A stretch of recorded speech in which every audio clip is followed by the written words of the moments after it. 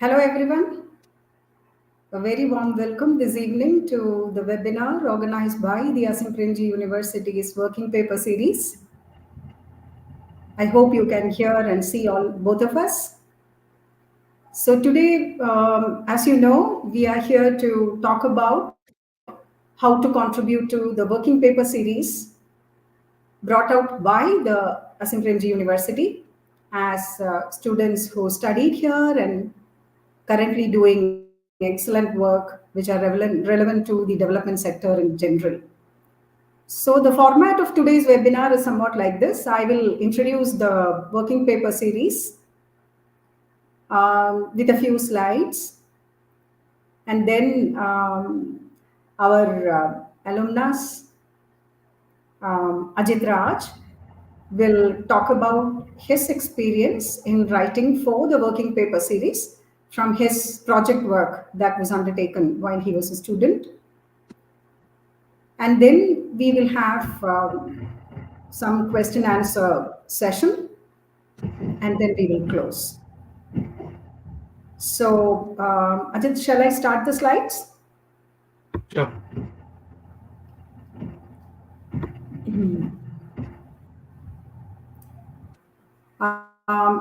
So you can see it, Ajith? Yes, I can see it. Okay.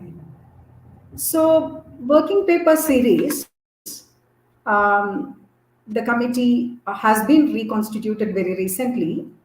So, the university, since it started the series many years ago, is trying to actually align the series with all the new developments that happened along these years at the university and foundation. So in that light, the objectives of this particular publication are coined somewhat like this. The purpose is to cultivate a practice of structured documentation, systematic documentation, and effective communication of a diverse spectrum of disciplinary and cross-disciplinary work, and disseminate this large body of work, very diverse body of work, to a wider audience compared to other modes of publications through free online access. With these objectives, why should one be writing for the series is a natural question that people generally ask. One is that this working paper series provides a platform to publish documentation of the processes that we are involved in, or some efforts in implementation across any landscape or any topic. The series also provides detailed reviews possible for each one's work, and eventually help people bring out even this publication can help you bring out further publications while retaining the right to publish elsewhere. So it doesn't take away your right to publish elsewhere in other peer-reviewed journals or media, but at the same time, you get access to good reviews to make your work more relevant and more rigorous. And the third important reason is that the paper will be indexed and it will be accessible to a wide range of audience across the globe. So your work will get noticed and used much more than many other publication platforms. So we don't expect only research to be published as part of the series. We would expect project implementation, how it happened, what are the pitfalls or learnings, and also evolution of processes that one is trying to find out the best way of doing something that is relevant to the larger development context that is relevant to the Asim Premji Foundation. And who can write? Any member of the foundation and university, of course, students as well as alumni.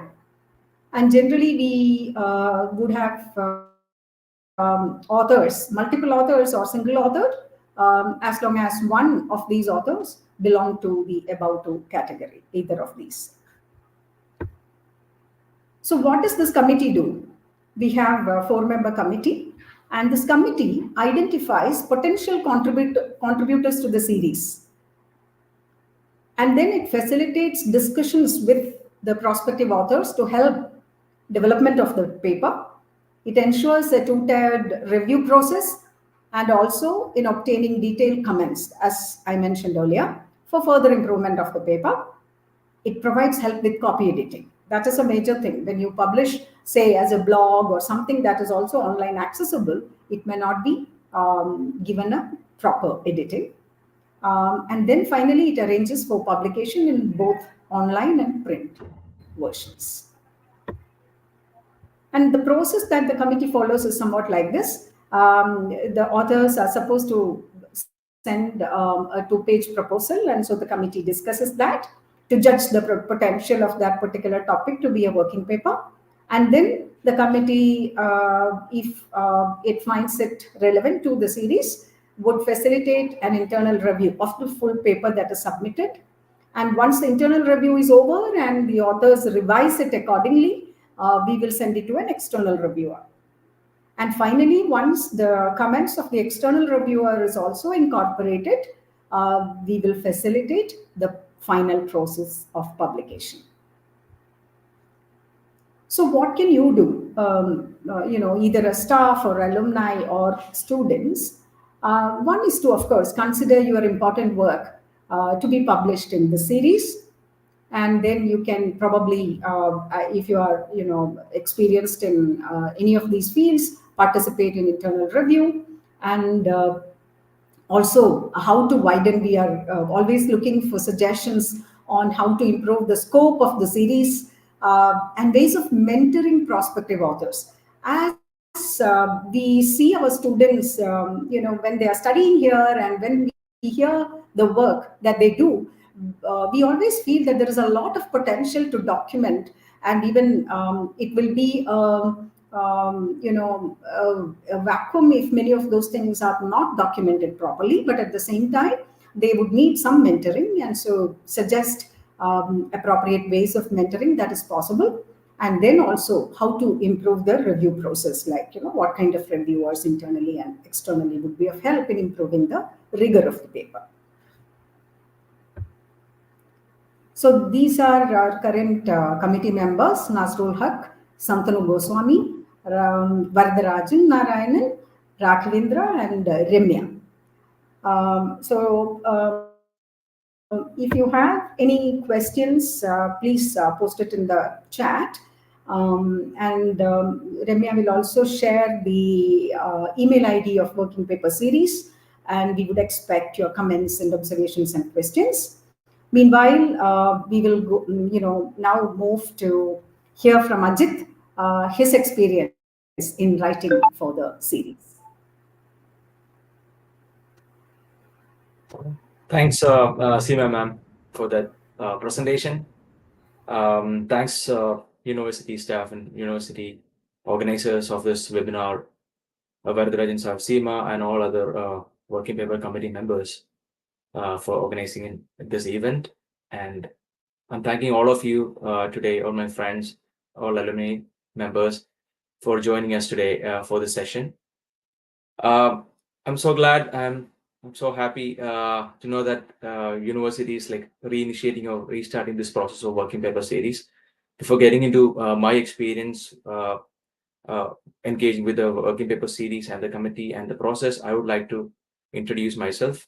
My name is Ajith. I was a MA development student in the cohort of 2016-18, and I completed my program in 2018. Then I worked for 4 years with Dakshin Foundation, Bangalore.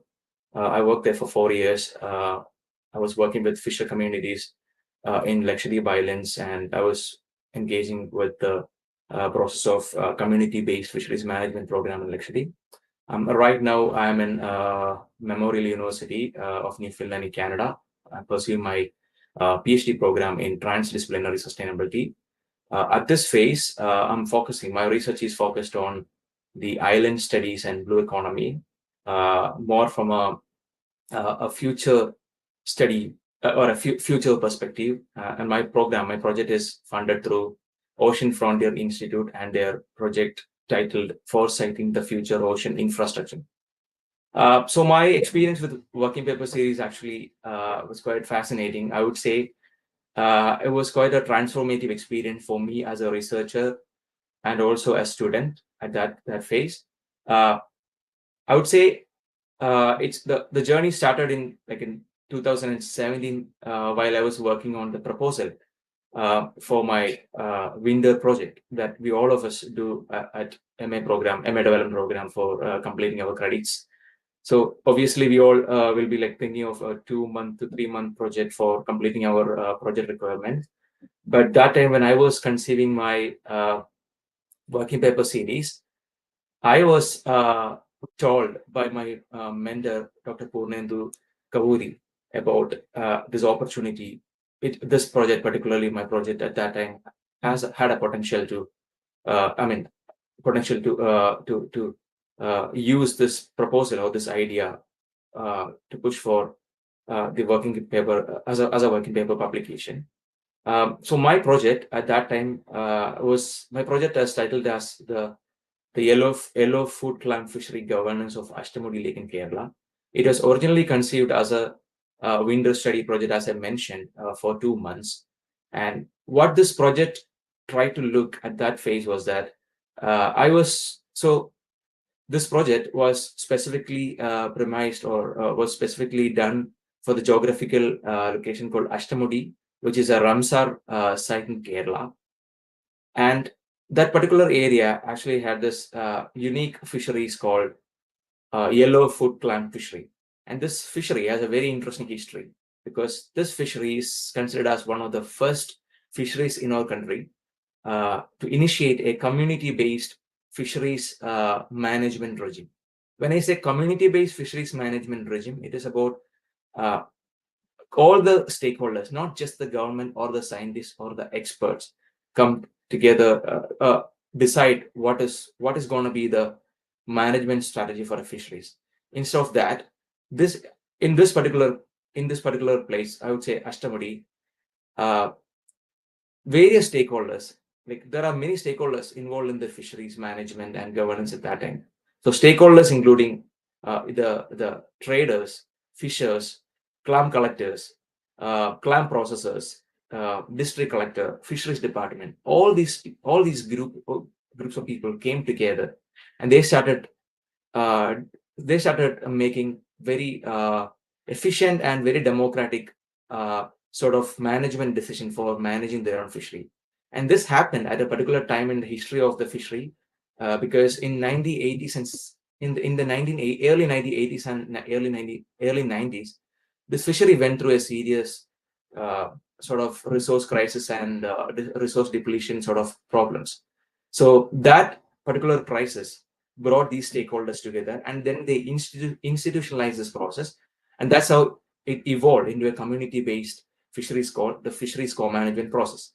And my study was specifically on the history of the fishery after 2010, which is again interesting because after 2010, the fishery got the Ashtamudi fisheries become the first fisheries in India to be certified as sustainably managed fishery by an international certifier called Marine Stewardship Council. And the good thing about this certification is that fishers can access the international market for a premium price because sustainably sourced and sustainably manage fisheries can fetch an extra or a premium price in the international market. And a lot of times that particular thing acted as if a trade barrier for fishers in that part of Ashtamudi. So this was considered as a big change in the fishery. However, fishers had to go through a lot of challenges. There's a lot of governance changes, and the perspectives of fishers about the governance of this particular governance mode through market mechanisms were very interesting. So that made me to look into the Ashtamudi case study to understand what is private fisheries governance essentially, or what it tried to what it means in terms of fisheries governance. So that's what I documented in my working paper series. Coming to like talking more about the working paper series process, I would call this whole journey of working paper writing process as a as a as quite, like I mentioned, a very transformative experience. It was a big process for me at that point of time, because I started working on this working paper after my my school days, after 2018. After I after completing my graduation, I started working on this paper. The good thing is that I got a mentor at that time. Through working paper committee, they allocated a mentor for me to take this process forward. And this process was, I would say, very interesting, because I was constantly taken through that process. I was asked to revisit the project again and again, and that actually crystallized my ideas about the whole idea of fisheries governance, and it helped me to read more articles, structure and systematically look into things, so that I can arrange all the ideas in a sequential or in a very logical manner, and I could discover more questions, like potential questions that I can even ask and I can even explore for my future research as such. So in that process of 1 year of mentoring, I was able to complete 2-3 drafts of my paper, and that went through peer review process, and this was very good. Like, as in, those reviews were very useful for me to correct and restructure and reevaluate whatever I have done, as a non as I never had much experience about writing before my university days, or even before this working paper series. This process was very much helpful for me to start practicing the art of writing, actually. Uh, apart from that, apart from that, I was able to get a structured document, a tangible document out there for me to showcase to my collaborators in Ashtamudi, and they were all very happy, because I was able to share that document with the collaborators, including the stakeholders and fishers also, that okay, I was able to publish this particular academic piece out of all the information that you have given me during my research days with you, and thanks for the collaboration. So that was like an acknowledgement thing for me as well. All the fishers were not able to access that working paper series, because it's an English language and also very academic. They were also got to I mean, they got to know about this publication is out there, and they were happy that some of their perspectives got recorded and is good. They also felt very good about that. And apart from that, because of this, since I had a very tangible, sort of a very solid document, like a working paper series that went through went through very strong uh, review process and copy editing and reviews, feedbacks, and everything, I was able to use that particular document to publish in other international journals. Uh, I could do a comparative study with.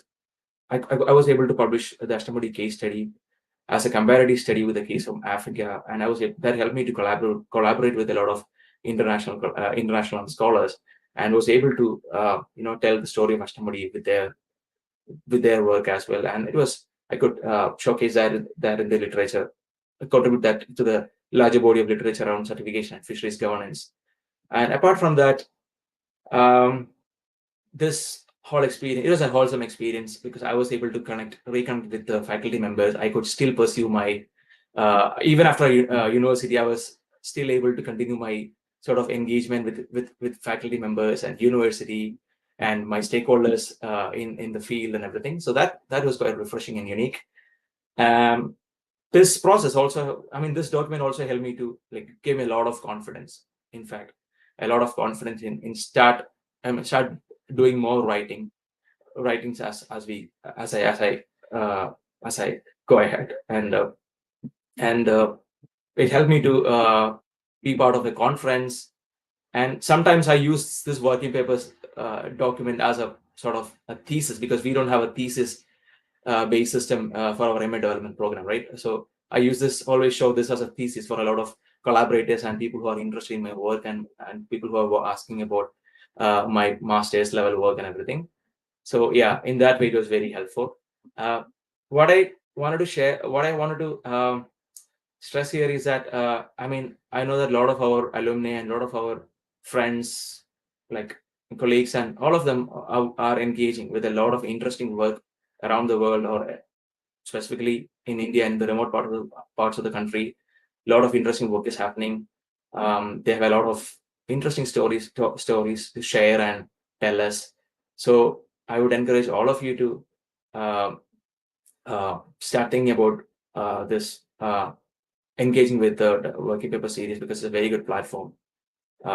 You get a mentor, and you can, you start liking the process of art writing, because you're properly being taken through that process by various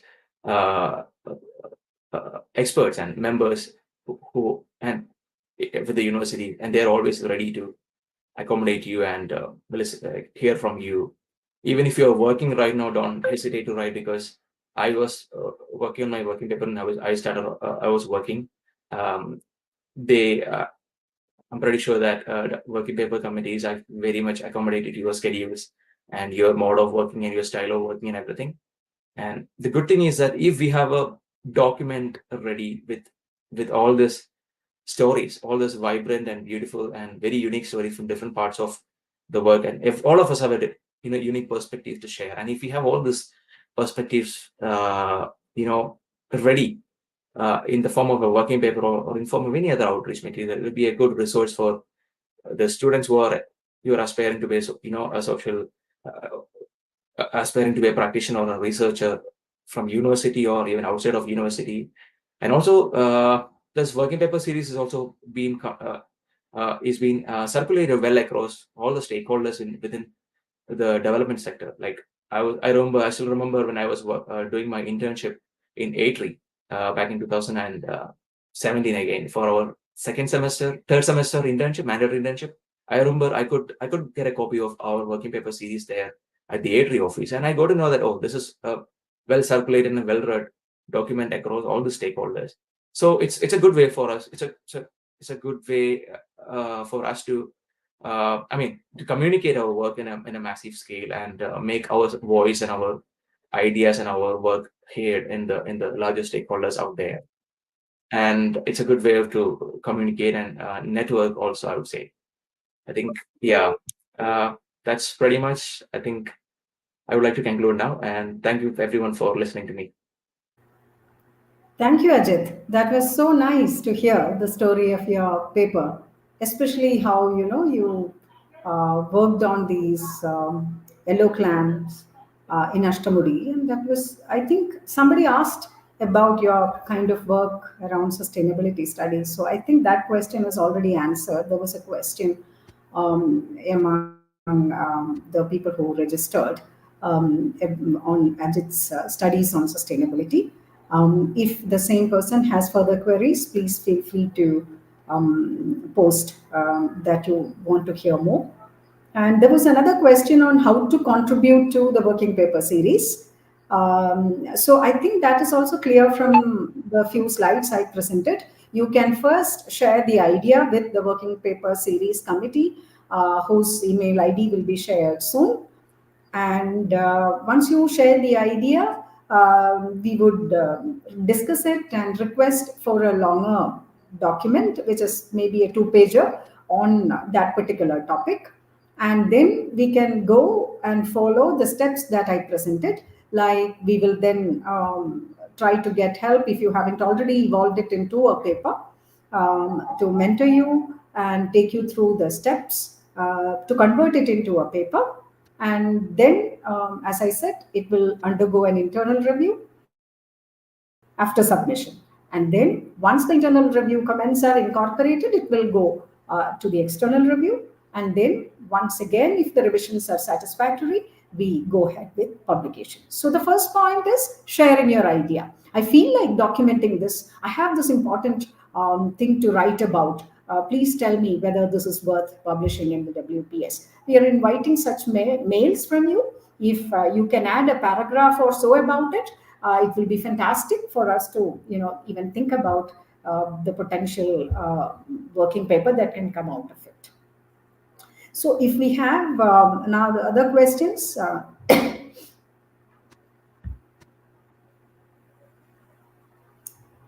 What are the areas focused for working paper series? So right now we are open to any work that is broadly in alignment with foundation's vision and mission. So it could be anywhere in the development scene, education, livelihood, sustainability, political ecology, political economic repercussions of development, or other kinds of the opposite end of the spectrum, like conservation. It could be arts, or so there are so many, and movements, evolution of development processes in any domain. As you know, university has a very diverse set of faculty programs, centers, PG diplomas. So we have a wide-ranging topics already being taught and researched into. So, as you can imagine, anything that is more or less in alignment with the vision and mission of the foundation. I would say, from the previous slides of Seema ma'am, I'd like to add one more point, that it's quite interesting and quite encouraging that we have this. That we have reconstituted the committee and thinking about taking submissions from not just from academic research, but also practitioners, and sort of implement and like project implementation plans, and project implementation results, and all those evaluation things and things like that. So that's very welcoming, because when I was thinking about writing, I was constantly being pestered with this idea. Oh, is it very academic? Am I good enough to contribute academically to this working paper series? Because as a student, I had those self doubts and things like that.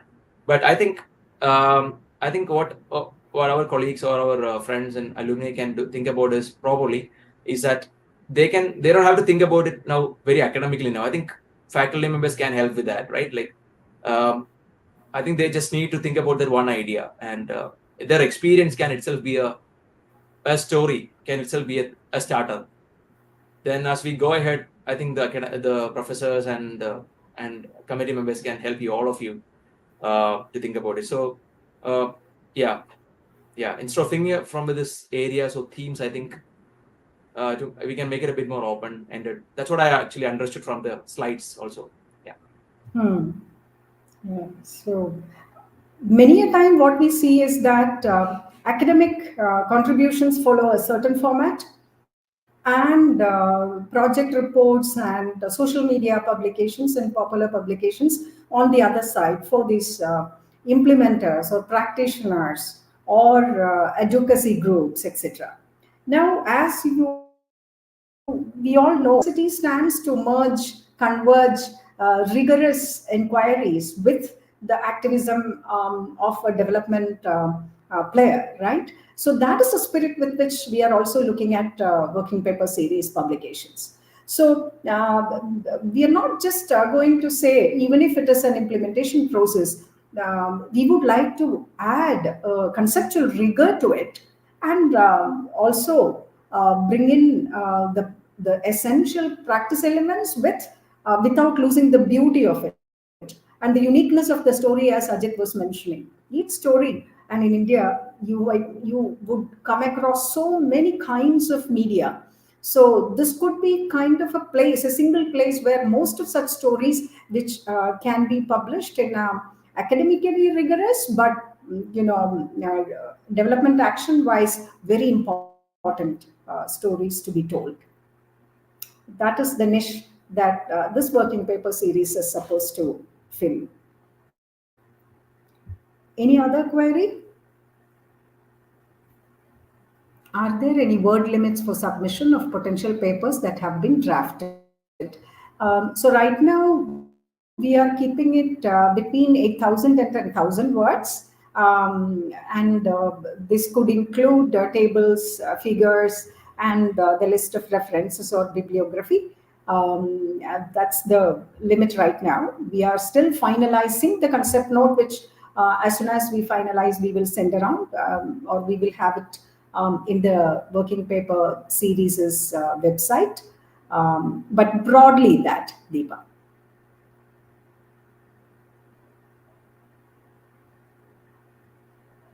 Can papers written by authors of which only one is an alumni and others are external to APF? Sure, that's what we mentioned. We need at least one author to be part of the university or foundation, and then others could be collaborators with that person who are co-authors. Yeah.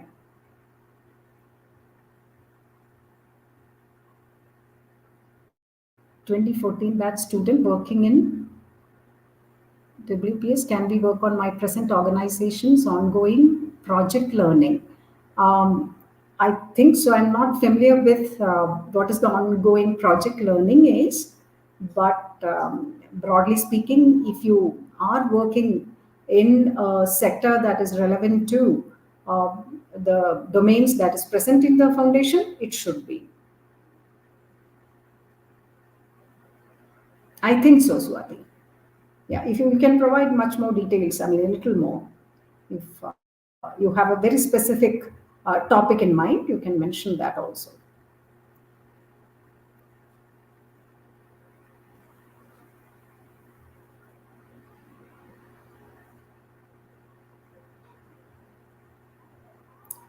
Okay, if there are no more questions, I think we could close this webinar.